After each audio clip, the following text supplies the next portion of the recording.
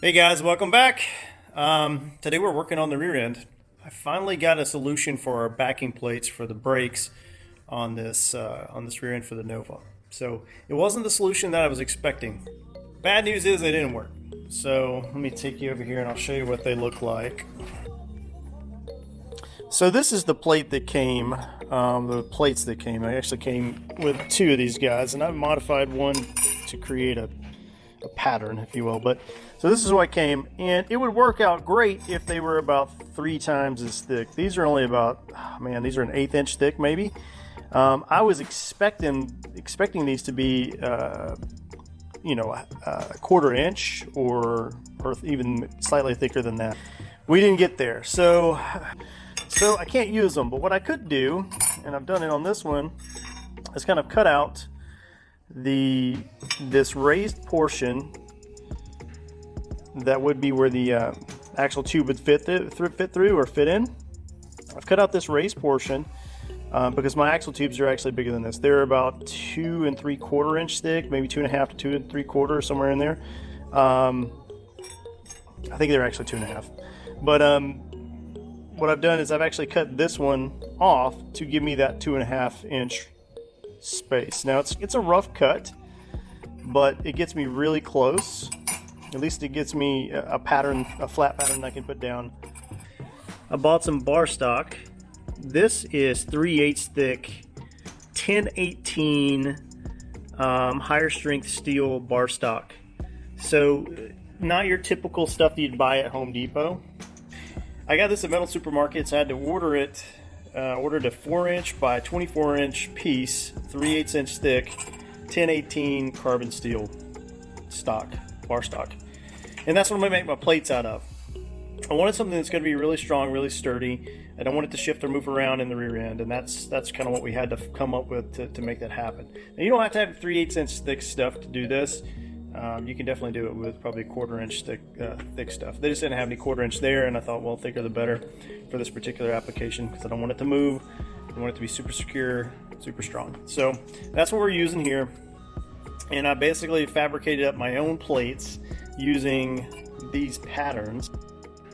All right, so to give you guys an idea where we're at, got the rear end back out of the car, and I used those patterns I just showed you, or those pieces that I had to create these guys. So this is what I cut out of the bar stock, and I machined the holes into, and then I plasma cut it out in the inside. I don't have a hole saw that was strong enough to cut through that steel. I tried. It was going to booger it up pretty bad and taking forever.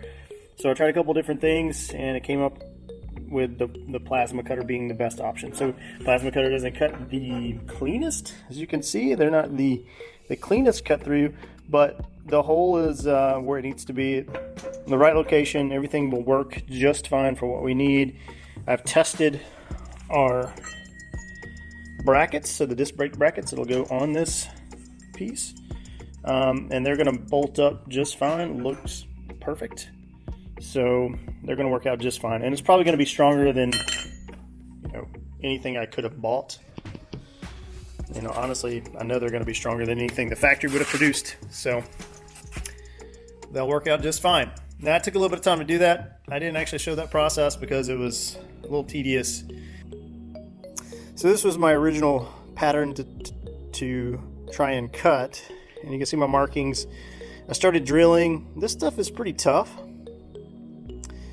and I broke 3 drill bits in it before I just decided that I needed to cut out the center hole first with a plasma cutter, and then cut the bar stock off, take it over to my drill press, and use the drill press to and clamp it in, and use the drill press to have to do it, you know, without breaking drill bits. So anyway, that was a fail, but it worked out on the last 2 that I cut up, and ultimately I think we're in good shape. So I guess that's just a lesson that if you can't find a part, a little bit of time and effort, most likely you can make it.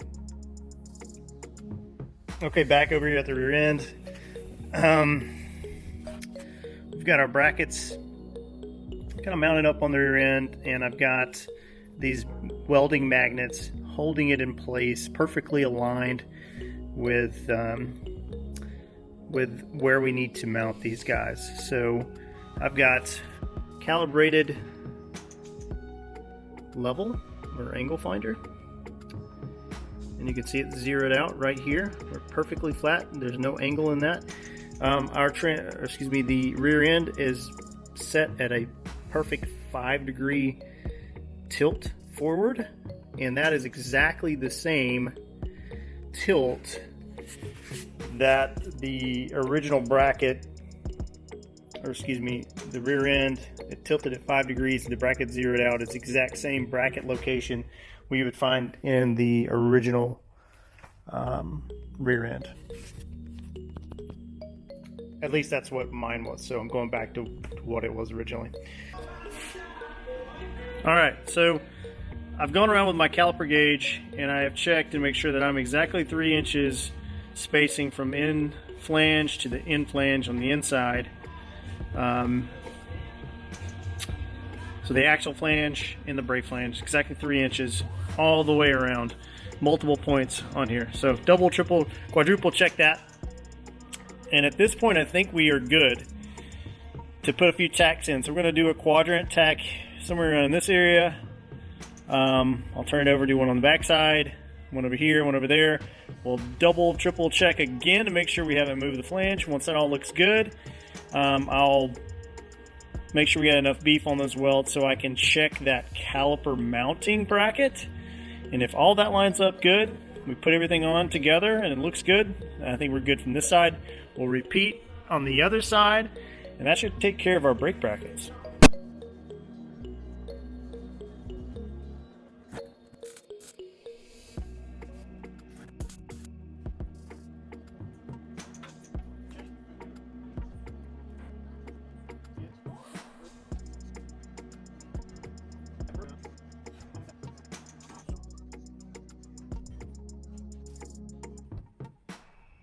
All right, we're back, and it looks like we're in good shape.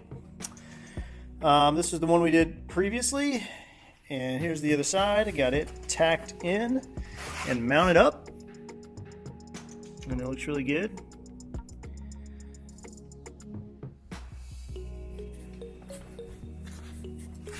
So we got our bracket angles the exact same as the factory would be, or exact same as what was on that 10 bolt, which is what these brakes are meant to fit on.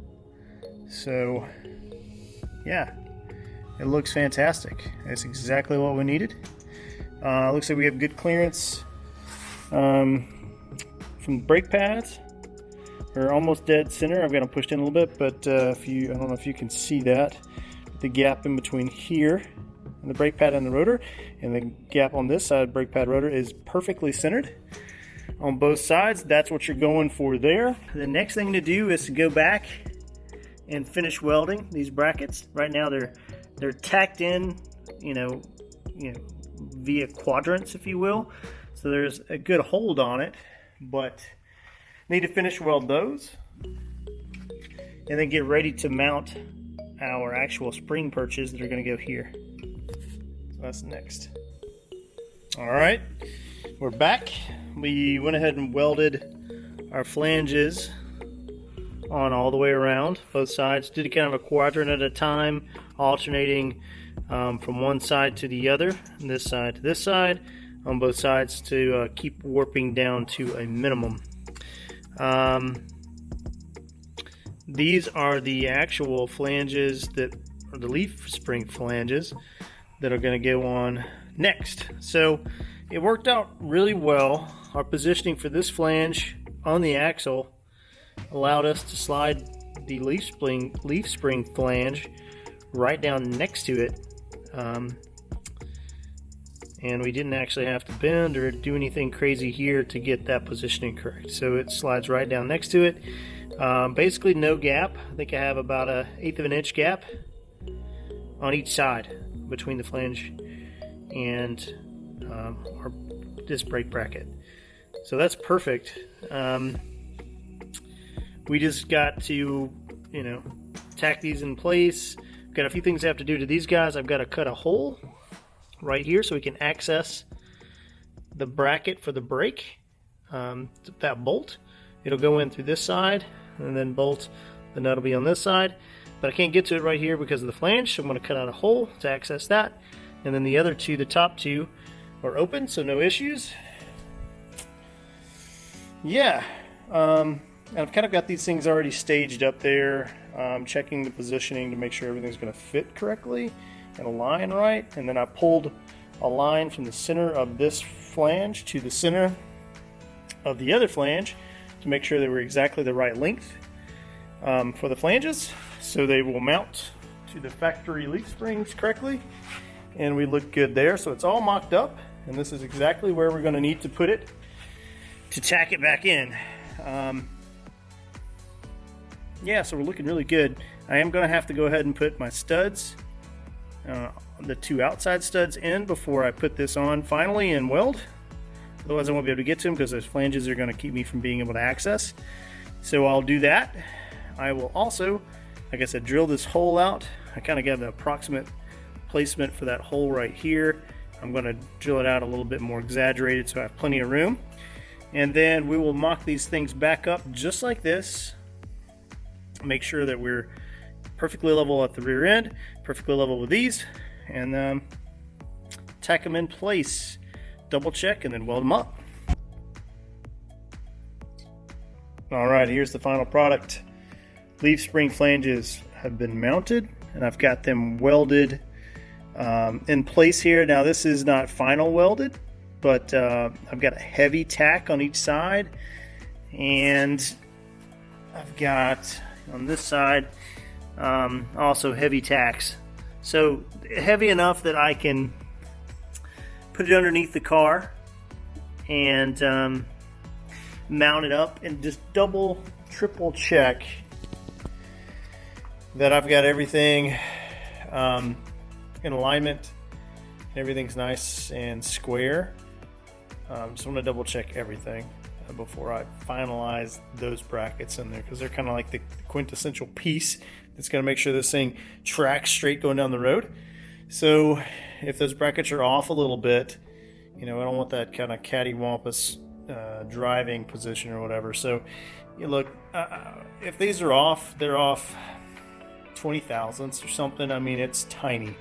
I mean, the factory tolerances are probably worse than what we're talking about in here. So I'm not really worried about it. I think they're going to be just perfect. But nevertheless, it doesn't hurt to take your time and to just double, triple check everything, make sure it's right. So we're going to do that. We're going to get it under the car. I'm excited about that because that means I get to put this thing down on all four wheels for the first time since we've got all of the 5-load conversion stuff going. So okay, all that said, I'm going to cut the video right here. The next time you see it, hopefully it's sitting down on all four wheels. Until then, see you guys next time, Southeast Speed Shop. Peace.